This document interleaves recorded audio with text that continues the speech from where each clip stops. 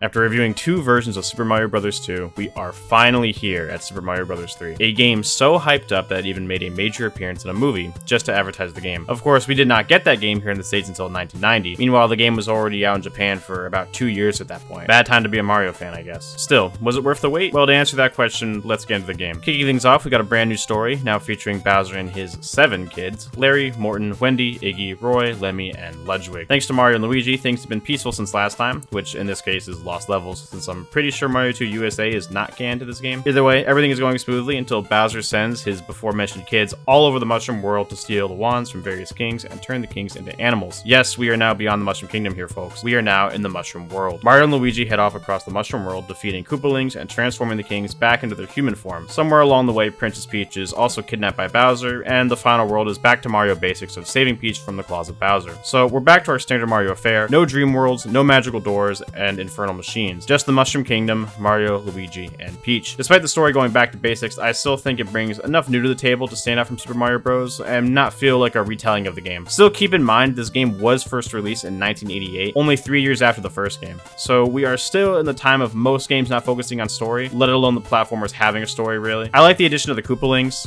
Who their mom is, I have no idea. And having to save more people besides Peach does add a tiny bit more weight to our actions. Really sells the idea of things going beyond the Mushroom Kingdom. Trust me, it's not that much at all. It's just something I thought of for a moment during my playthrough. Just a nice thought. The other thing I was thinking of during my playthrough is just how damn good this game plays. If you're playing this game and expecting it to be an evolution of Super Mario Bros. USA formula, then you're going to be disappointed. Enemies can't be thrown, and pulling plants out of the ground is also completely gone. However, things like Koopa shells can still be picked up and thrown at enemies. Mario also has a power meter that can be built up by running. When maxed out, Mario's top speed and jump height are greatly increased for a little bit. You can now slide down slopes and incline planes and can defeat most enemies this way. But still, the good old method of jumping on enemies works just as well as it did before. Power-ups return with a vengeance in this game. Classics like the Super Mushroom, Starman, and 1-Up Mushroom, and Fire Flower all return. And now there's also a Super Leaf, which lets Mario do this not-so-useful tail spin attack, and this slow flutter jump that's great for repositioning Mario midair. However, its main ability is when Mario builds his power meter up to full. Mario is able to fully take flight for a short while. This makes mincemeat of most of the game's levels, since you can just skip major sections. Later on, it's used as more of a way to find secrets, and it's not really as useful in auto-scrolling levels, but still, when I get my hands on this power-up, I try my best to hold on to it. There are also 3 new suit power-ups, the first being the Frog Suit, which on land is borderline useless, but under the water, Mario is able to move much faster and easier to control. The Tanuki Suit, which has the same abilities as the Super Leaf, but also has the ability to turn into a statue. While you can't move during this, you are invincible to all damage. I don't really use that ability too often, and the Tanuki Suit is somewhat uncommon, so I haven't really gotten the chance to use it anyway. Finally, there's the Holy Grail, the Hammer Brothers Suit. You lose the ability to slide down slopes and hills, but by crouching you can now just block projectiles. However, the main treat is being able to throw hammers, which can pretty much kill anything in the game, even Bowser. The suit itself is incredibly rare, so if you do get one, be sure to cherish it all the time you have with it. There are some special items that can also be used outside of levels. These clouds let you skip a level of your choice. These music boxes let you skip these special Hammer Brother encounters. Hammers let you destroy rocks, possibly leading to secrets and skips. Anchors stop the new airships from flying around the level. The P-Wing lets you have an advanced version of the Super Leaf for 1 level. The difference being that Mario's power meter will always be maxed out, granting infinite flight. And finally, there's the Flute, which acts as the game's warp zone. Okay, I know this was a lot of information thrown at you at once, so let me go back and break things down a little bit. Super Mario Bros. 3 expands upon the original game a lot, more so than just all those fancy new power-ups I mentioned before. This game not only adds named locations that we can travel across, but also an entire world map where we can find levels, toad houses that give out free power-ups, and other various mini-games to score 1-ups and more power-ups. These new mechanics add a lot more to player choice. For example, you can make the choice to go out of your way to play an extra level so you can reach a toad house and get an extra power-up, or you can choose to ignore the level and just get the world over with faster. There are also new mini castles that hold mini bosses called Boom Booms, and honestly they're a big pushover once you learn the method to cheese them. All clearing these mini dungeons do is open up more of the world, usually shortcuts to the world map.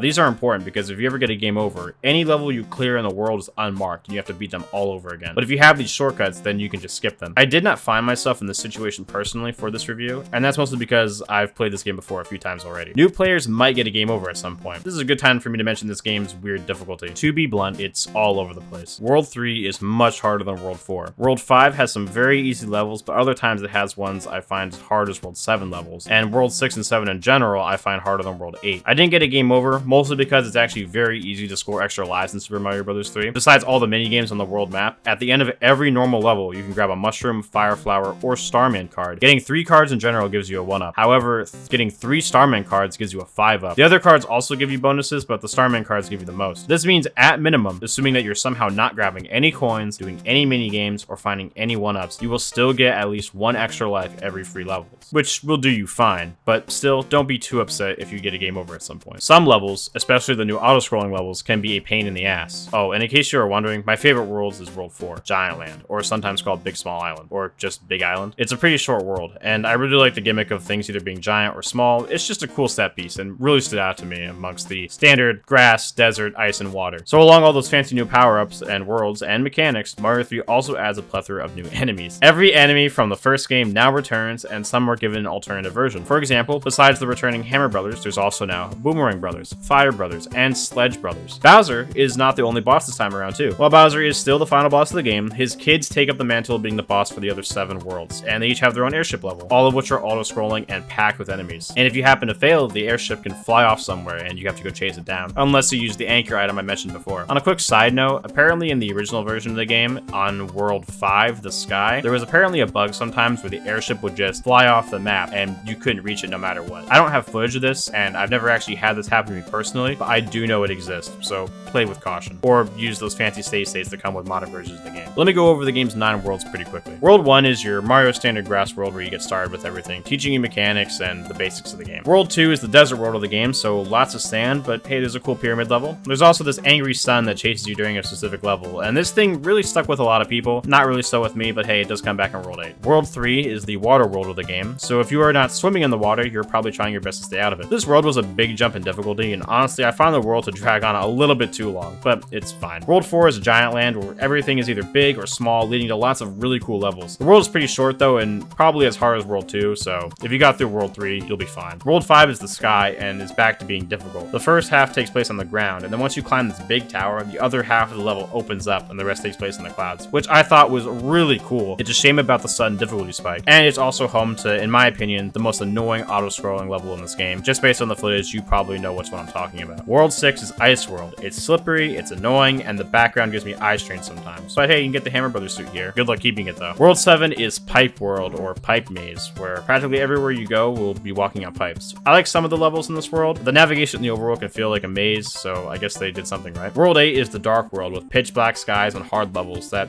actually, in my opinion, aren't even that hard. This world is also pretty damn short with only a few levels, and if you saved your P-Wings, you can make this entire world a joke. There is also a World 9 that acts as a warp zone level, which can be reached by using one of the rare warp whistles that can be found in the first 3 worlds. Where do you find these whistles? Well, that's for you to find out, or just use Google. Overall, I'd say that Super Mario Bros. 3 is a massive improvement over the first 2 games, and establishes so many Mario staples. The controls on this game have also seen an improvement. Mario is a bit more floaty, but I find that it's now easier to land on platforms and reposition in air because of that. Running and sliding feel responsive, and while underwater controls are poor on purpose, but when you have the frog suit, Mario controls as smooth as ever. The graphics have also been improved en masse. Better sprite work for Mario and enemies, but also general world has seen a massive boost in color and detail. And the new HUD bar is a nice addition to the bottom of the screen. Music has also been improved, levels have more tracks than ever, and the underground section we get is this cool remix of the underground from the first game. Worlds also have their own theme, with my favorite being World 7. However, some tracks like World 6's and one of the Sky themes can wear a bit thin on the ears after a while. To end off on this rather short review, Super Mario Bros. 3 is a staple in the Mario franchise, and just a staple to platformers in general. It's considered one of the best games on the NES, and a fan favorite among Mario fans for a reason. The graphics and sound have made leaps and strides. While we are not anything special with the story, the addition of the other lands exploring outside the Mushroom Kingdom is a great time. I didn't talk about the 2-player mode much, but that's because I'll be saving it for another time. Wait for another video from me in the future. Thank you all for your support like always. I apologize for the massive wait. Next time I will be reviewing The Legend of Zelda. If you're wondering how close that video is to done, I'm about 2/3 of writing the script. I already have all the footage,